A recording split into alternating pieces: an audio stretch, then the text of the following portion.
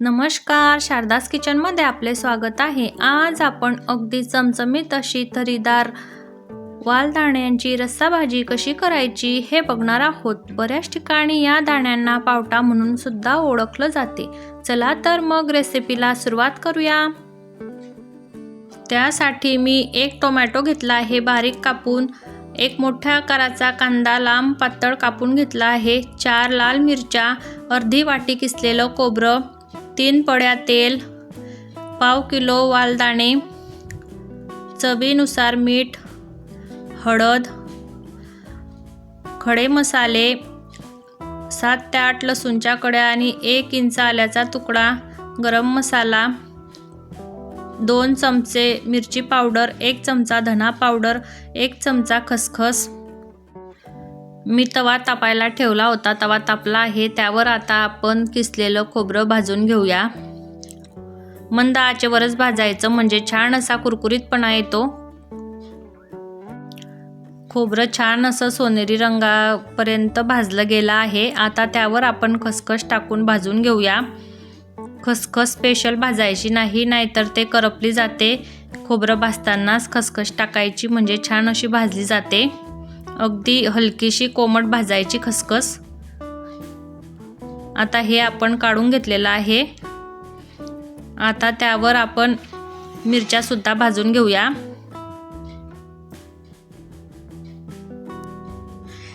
मिरच्या पण भाजून झालेल्या आहे। आता आपण कांदा भाजूया। कांदा पण सोनेरी रंग येईपर्यंत भाजून घ्यायचा।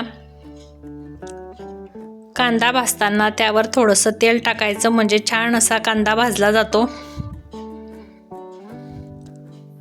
बघा, मी तेल टाकून भाजलेलं आहे, तेल स्किप झालेलं आहे। आता त्यामध्ये टोमॅटो टाकून घ्यायचं आणि लसूण, आलं टाकायचं। लसणाच्या कड्या घेतल्या आहे आणि 1 इंच आल्याचा तुकडा। आता हे सगळं आपण परतून घेऊया। लसूण आणि आलं पण टाकलं तर त्याची चव छान येते मसाल्यामध्ये परतून घेतल्यावर, म्हणून थोडंसं परतूनच घ्यायचं। आता हे सगळं व्यवस्थित असं भाजून झालेलं आहे। आता आपण काढून घेऊया आणि त्याच तव्यावर आपण वालदाणे भाजून घेणार आहोत। मी स्वच्छ धुवून घेतले आहे दाणे। हे दाणे कोरडे आहे म्हणून मी भाजून घेते आहे। जर जाड दाणे असले तर ते व्यवस्थित भाजले जात नाही, म्हणून त्यांना थोडेसे शिजवून घ्यायचे। आता तव्यावर आपण दाणे टाकले आहे, त्यामध्ये थोडंसं तेल टाकून घ्यायचं आणि थोडंसं मीठ टाकायचं म्हणजे छान असे व्यवस्थित भाजले जातात आणि चवही छान लागते दाण्यांची। आता दाणे भाजले जात आहे, तोपर्यंत आपण वाटण तयार करून घेऊया। आधी पाणी न टाकता वाटायचं आणि नंतर मग पाणी टाकायचं।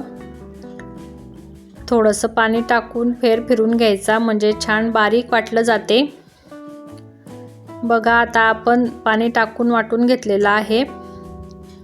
त्यामध्ये धनापूड टाकून घ्यायची आणि अजून एक फिरून घ्यायचा। तोपर्यंत आपले दाणे सुद्धा भाजून झालेले आहे। बघू शकता किती छान असे भाजले गेले आहे दाणे। मी कढई तापायला ठेवली होती, कढई तापली आहे। त्यामध्ये 3 पड्या तेल टाकून घेणार आहोत।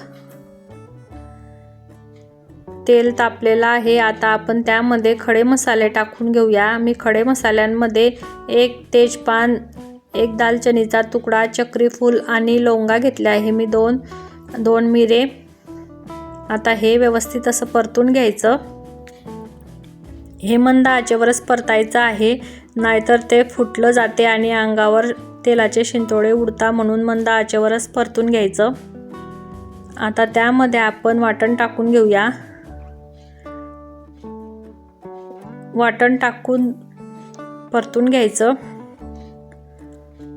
ही भाजी अगदी अशा पद्धतीने जर तुम्ही केली तर ही भाजी खायला खूप छान लागते। आता त्यामध्ये आपण मिरची पावडर टाकूया। मी 2 चमचे मिरची पावडर घेतली आहे। हे मिरची पावडर तिखट आहे म्हणून मी 2 चमचे घेतली आहे। गरम मसाला, हळद, तुम्हाला जर तिखट भाजी किंवा फिकी भाजी किती तिखट फिकी करायची आहे त्याप्रमाणे तुम्ही मिरची पावडर घेऊ शकता। बघा छान असा मसाला झालेला आहे। आता मी त्या मिक्सरच्या भांड्यामध्येच पाणी टाकलं होतं, थोडंसं पाणी टाकून शिजवून घेऊया। मसाल्याला तेल सुटेपर्यंत परतून घ्यायचं। बघा मसाल्याला छान असं तेल सुटलेलं आहे। आता त्यामध्ये आपण दाणे टाकून घेऊया। दाणे पण परतून घ्यायचे। मसाल्यामध्ये दाणे टाकले तर छान असे शिजले जातात आणि चव छान येते दाण्यांना, म्हणून मसाल्यामध्येच दाणे टाकून घ्यायचे। आता मी गरम पाणी केलं होतं ते टाकूया। तुम्हाला किती क्वांटिटीमध्ये भाजी करायची आहे तेवढं तुम्ही पाणी टाकू शकता। मी 2 ग्लास पाणी टाकलेलं आहे। चवीनुसार मीठ आणि कोथिंबीर टाकून घ्यायचा। ह्या भाजीवर कोथिंबीर जास्त टाकायचा म्हणजे दिसायला पण छान दिसते आणि चव पण अप्रतिम लागते।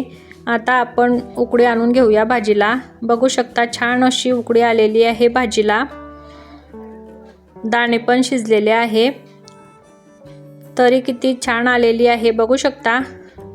ही भाजी दिसायला इतकी सुंदर दिसते आहे तर खायला किती अप्रतिम असेल बघू शकता तुम्ही। तुम्हाला जर वालदाण्यांची रेसिपी आवडली असेल तर चॅनलला लाईक करा, शेअर करा आणि सबस्क्राईब केलं नसेल तर सबस्क्राईब करून घ्या, जेणेकरून तुम्हाला अशाच नवनवीन रेसिपीच्या नोटिफिकेशन मिळतील। भेटूया अशाच नवनवीन रेसिपीसोबत पुढच्या व्हिडिओमध्ये।